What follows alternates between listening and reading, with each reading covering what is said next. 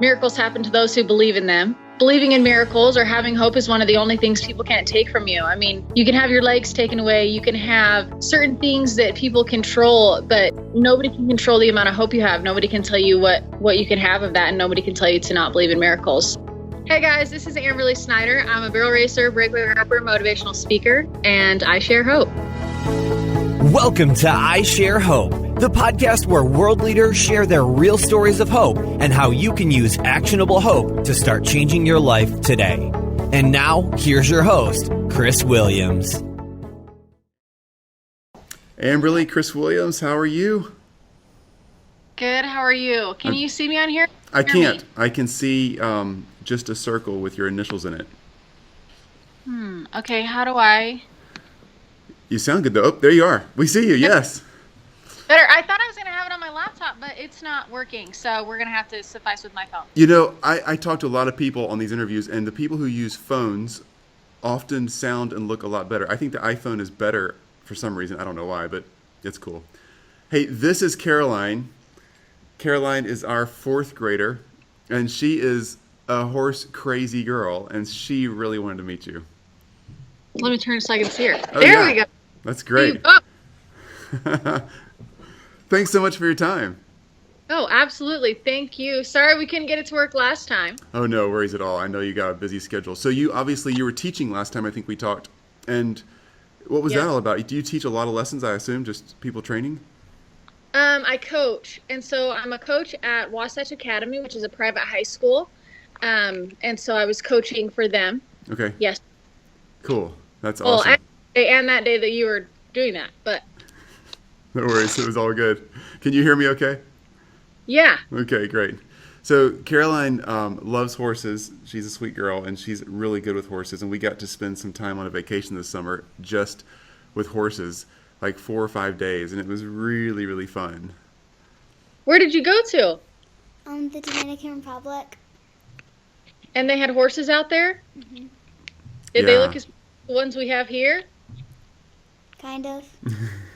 Yeah. They're smaller horses in the Dominican, but they're really pretty. And she got to ride horses on the beach and through the woods and the jungles, and it was so fun. That would have been awesome. Yeah. Not many people ride on the beach, so you're like one of the lucky ones. So let me do this, Amberley. So we want to make sure we get you figured out so our guests understand who you are. So tell me what is the NFR? We were trying to figure out those initials before we called you. So the NFR is the National Finals Rodeo. It's like the Super Bowl of rodeo. Are you there yet? Have you been able to ride there yet? Not yet. So Okay. you can get it's a pro rodeo.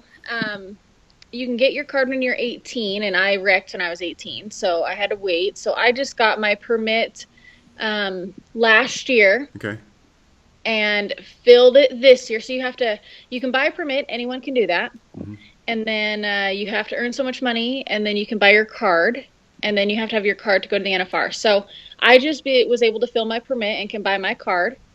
But it also takes anywhere from, 60 to 70, 80,000 in order to have enough money to make the finals. So I'm still saving for the money so that, if you're that 16th, so they take the top 15. So if you're that 16th person that on the list of people to make the finals, you spent anywhere from 50 to 70,000 traveling all year. Oh. And you probably earned maybe 70. So Whoa. You got to have the backing in order to make it there. So I'm still working on that. So even if you don't make it, you still spend the money because it's a competition spend is what you're doing. The whole year is just spending the money in competitions. Well, yeah, the whole year, you're entering rodeos. So it's whoever earns money at all the rodeos. So you're entering rodeos, you're paying for fuel to get to those rodeos, you're paying for vet bills to keep your horses sound and happy and not hurt and healthy. You're paying for the hay everywhere you go. You're paying for your meals, your stays, Yeah. Wow. There's a lot of money that goes into it. And so even if you don't make the top 15, you're in that group. That's amazing. That's amazing. So I'm working on that. It's a goal. That's so cool. That really is cool. Good for you. You're sounding like you're really far along then. You've got a lot of it done. Now it's just waiting on the capital.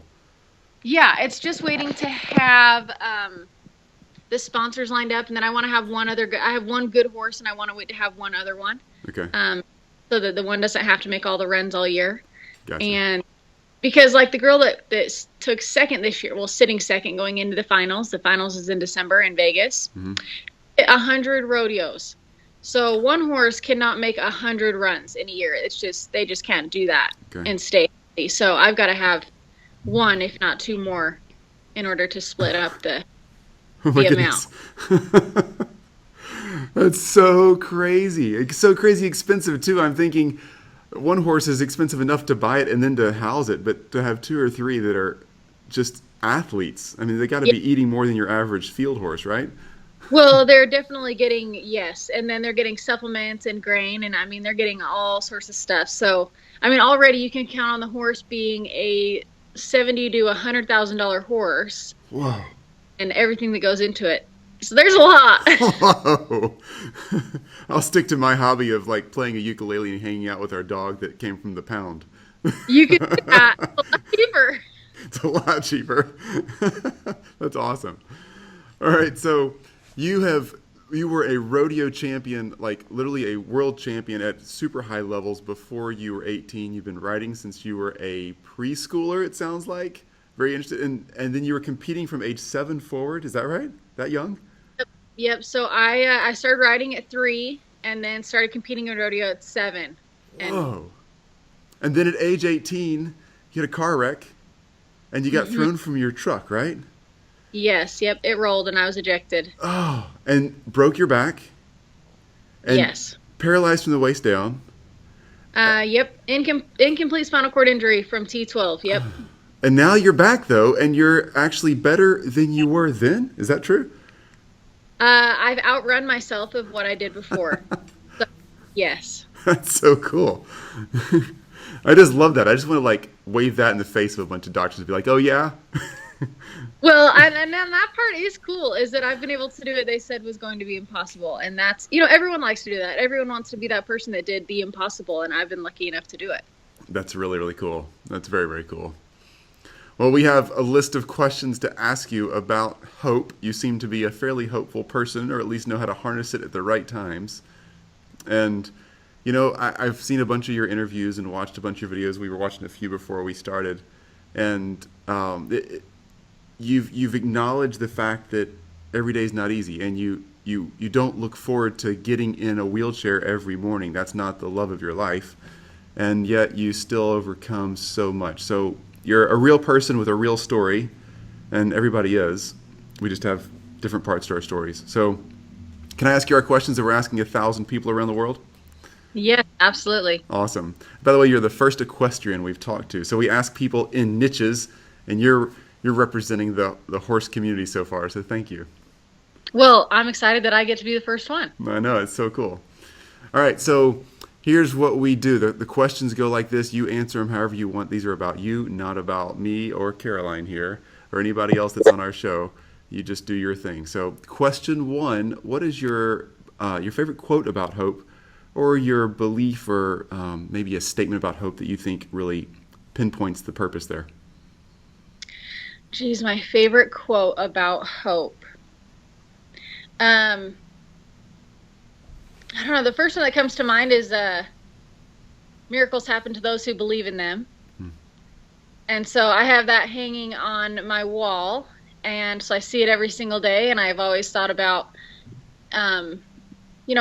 believing in miracles or having hope is one of the only things people can't take from you. I mean, you can have your legs taken away. You can have certain things that people control, but nobody can control the amount of hope you have. Nobody can tell you what you can have of that, and nobody can tell you to not believe in miracles. So I'd have to say that that's definitely probably my hopeful quote that I would think of right now. That's really good. That's really good. So with that kind of hope, who has shared that stuff with you? Who's been a really great person in your life that's really poured that into you? Definitely my mom. My mom has been the person that she's the one that hung the quote on my wall. Let's put it that way. So, there you go. So, she's the one that has told us that they can't take our hope away. They can take the odds away. They can take they can take anything they want, but they can't take our hope away. And so definitely that would be her. That's a good one right there, isn't it, Caroline? Yeah. We have a sweet girl in our house. It's Caroline's mama, my wife, and she's fantastic. That's great. Good quote, or good person there. So, moms get mentioned a lot, which is a special thing. Moms are such a unique part of our world, and I'm so glad we have them. All right. Number 3, tell us about a time in your life when you really had to rely on the hope that you've got to get through something hard. And obviously there's a glaring story that we've already mentioned. You can go there, you can go anywhere else you want. But what's it like, and how did you overcome things? Okay, so I'll think of a time that I had to have hope. I'm going to have to go with the first one that I thought of. So when I left to Denver, so Denver's where I was on my way to Denver to get in my car accident. When I got in my car accident, I didn't go there. When I got in my car accident, and right before I left, I had brought in all my saddles, all my tack, everything in my room and cleaned it. And so it was sprawled across my whole room. And when I got in my car accident, I told my parents, don't touch my stuff. I'm going to get it when I get home. So the first time I wheeled into my room, that was a hard day. To wheel into your room and to know that the last time you were there, you were walking, is definitely a difficult moment. So as I'm sitting there looking at all my stuff on the floor, I felt like I was looking at the pieces of my life, and I didn't know if I was going to ever get back to them. I couldn't even pick those back up myself. So as I'm sitting there, and I'm going to bring kind of religion into it, but I had the feeling to look behind me. My scriptures were by my bed, and I go and I open them up, and I had highlighted and bookmarked a scripture right before I left. And it was, with God, nothing is impossible. And so that was definitely a moment that I had to, kind of the ray of sunshine on a cloudy moment. That I was sitting there wondering if I was ever going to get back to riding my horses, ever going to get back to doing what I love to do, and had to have that moment of, it's going to be okay. We're going to figure this out, and I'm going to be able to do what I want to do. Wow. That's big. That's a big turning point. And the next day you woke up and that quote was still in your mind, and every day since then, and you've never struggled again? Oh, gosh. Don't we wish? We wish, but it is definitely a roller coaster, and sometimes you feel like just an uphill stinking battle because, not ideal, but I've learned that even though when the situations aren't ideal, you get to keep going because you're alive and you get to be here and do what you want to do. Oh, you're so right. That's great. So you walk into your room, I'm assuming you got constant reminders, like a lot of us do, whatever our thing in life happens to be, it's hard to overcome. You get constant reminders of, oh, you might not be able to do that. So I'm picturing you going into your room and realizing, not just was I walking last time I was here, but there's another reminder, I can't reach that. And there's another reminder, I can't reach that in my closet. And constantly, like, will you just quit it? I mean, was that always in your face? Oh, yeah. All the time. Or I don't fit in that place anymore, or I can't go down those stairs anymore, or I can't get in that room anymore, or the counters are too high in here, or it was all the time. It still is all the time. Sometimes a door is too heavy, or a ramp is too steep, or they don't even have a ramp. It's an everyday thing. I'm 6 years since my accident, and it still is an everyday thing of what can't you do today? And so that part gets frustrating, but I have adapted. They try to tell me in the hospital that it gets easier. It's not that it gets easier. It's just you get stronger and you figure out how to make those hard moments work, or learn how to not allow those hard moments to keep you back from what you want to do. Something is too tall. So what do you do? If you're by yourself, you figure it out. If you're not, heck, you ask somebody to help you. You learn how to ask for that help and lean on people when you need to. And it's okay to do that. So, yes, definitely a day reminder, but heck, we're still here doing it. You're just laying out so many good quotes here. I'm glad I get to go back and listen to this again because there's so much there. You just said it's not that it gets easier, it's that we get stronger. What a great way to turn that around. Huh. Love it. Okay. Question 4. I got so many questions now. Come on. Question 4 is, I'll stay on the track, stay with the script. Okay. What are you doing on a daily basis to share hope with people around you?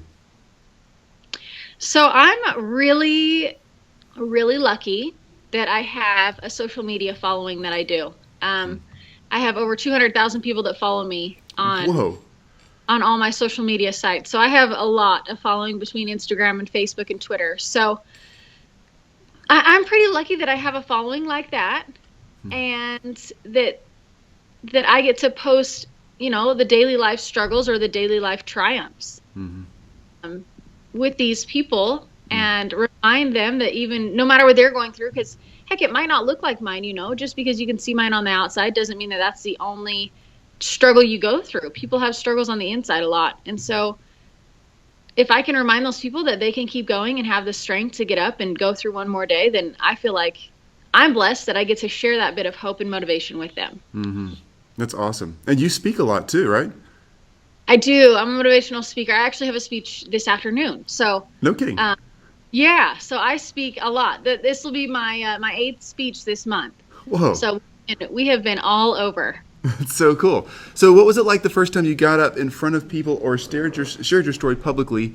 Was it, forgive me if I'm really overstepping or assuming something wrong here, was it embarrassing? Because you're getting up in front of people and they want to see you now because you can't walk and you have a story that overcomes, versus like, some president, they want to, just because they're made some great deal happen or whatever, but there's actually a part of you that is wishing it was different, and that's part of the reason they want to see you. Is that hard? You see what I'm asking? Yeah. You're being very vulnerable in presenting yourself, Well, and you do. I mean, you share a story that is not the story you planned on. Huh. You know what I mean? Like I get up in front of people and I tell them about my accident, and that wasn't something that it wasn't a goal. It wasn't a goal to be in a wheelchair. It wasn't a goal to have to go through the challenges and the moments that I've had. But yet when you can have a story like that, you actually have an opportunity to make a difference. And I think that's the part that I try to focus on, is that, I get out of bed and I roll over and I have a chair sitting there, and that's what I have to crawl into every day. And no, it's not ideal. And no, I definitely don't count that as a lucky part of life. But the parts I do get out of it are the lucky parts of life. I mean, a lot of people people get in accidents every day and are in a situation similar to mine, but I have been blessed that I get to inspire others because of my journey. People just look at me and think that I'm just living my daily life the way I'd live it anyway. And people look at it as a motivation for them. So it's not ideal. I mean, it's not like I say, man, I'm so glad that I got in an accident so I could be a speaker. And that's definitely not the way you look at it, right? You don't look at how it goes like that. But I have to look at it as, okay, you know what? I got in an accident, which provided me with the opportunity to become a speaker. And that part I'm very happy about, because I love my job. I mean, yes, I had an interview 2 days ago, and she asked me, she said, what's the dream job? I said, the one I'm doing. That's a good answer. So would you say you're a better person because you're vulnerable with your story and share it? I think that because I can share the story, I think that's what helps other people. Yeah, I get that. I think that's really cool. I was kind of asking those questions because I was curious what you'd say, because I talk to a lot of other people who find that in becoming open and authentic and saying, okay, here's who I am and here's what it's like.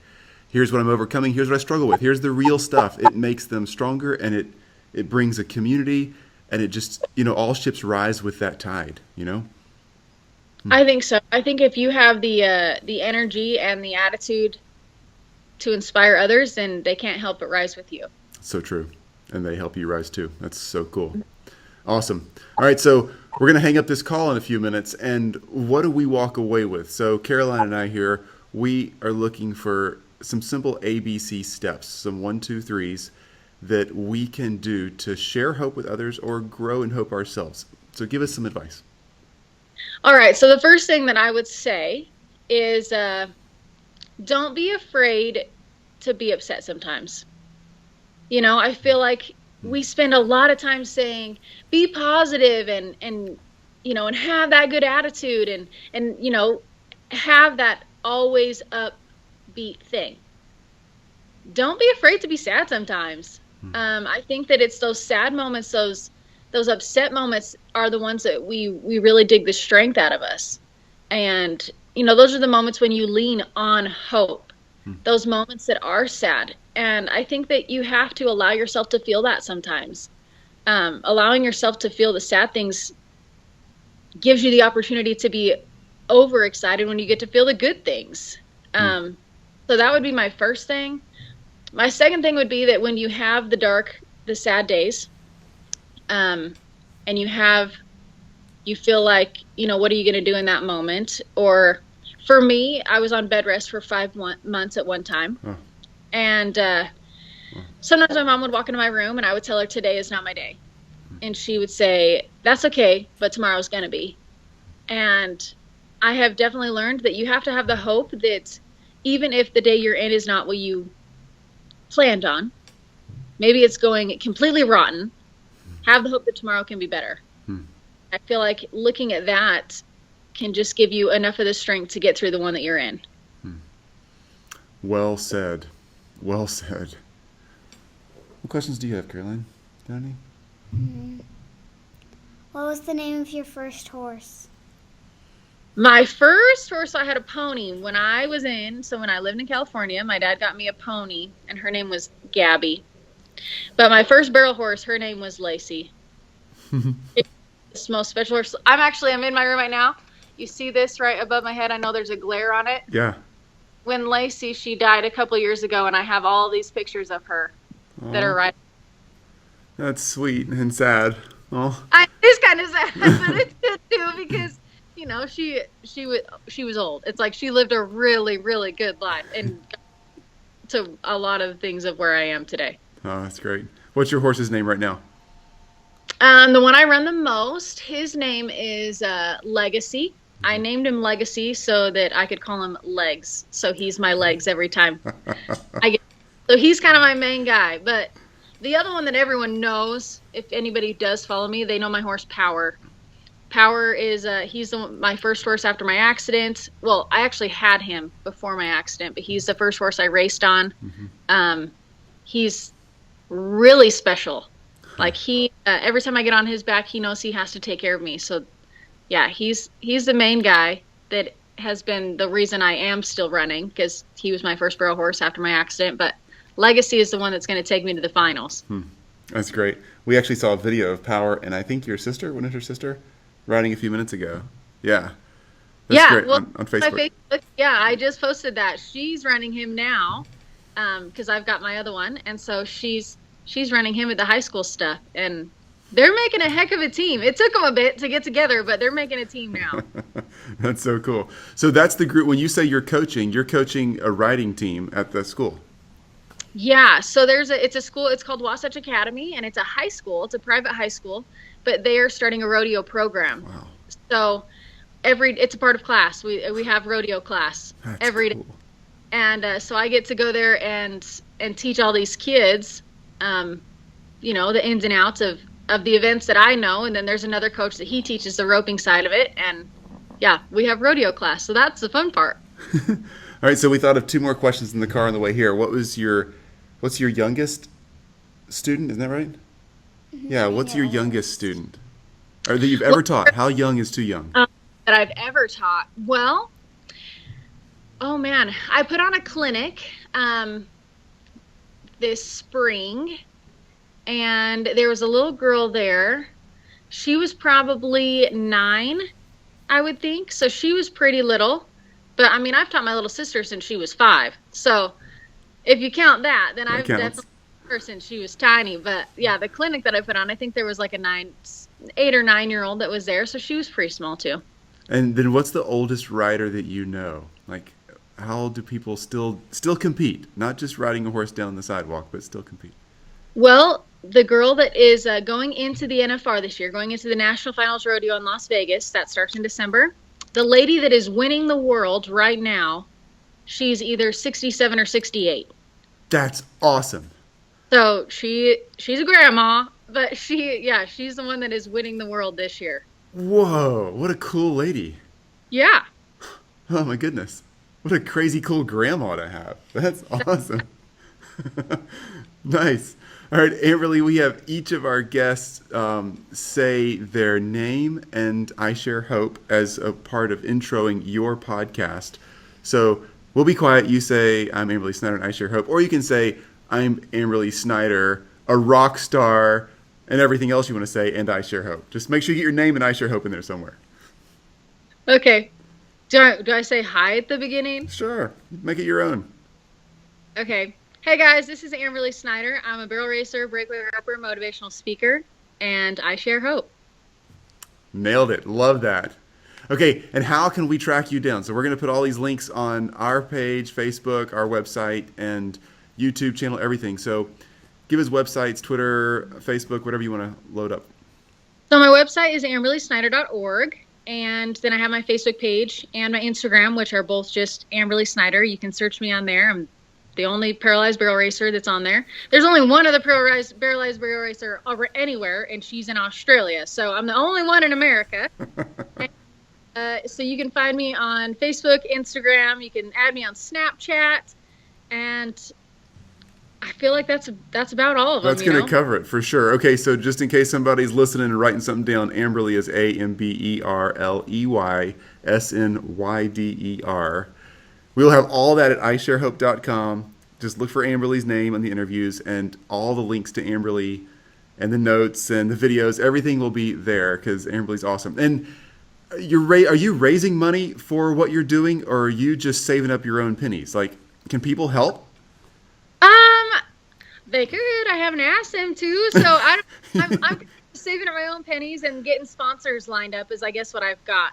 Getting sponsors lined up. I'm going to start a clothing line here shortly, which that money will definitely go towards being able to make the finals, hopefully in a couple years. So when I get that going, then they could buy a shirt, and that will help me out.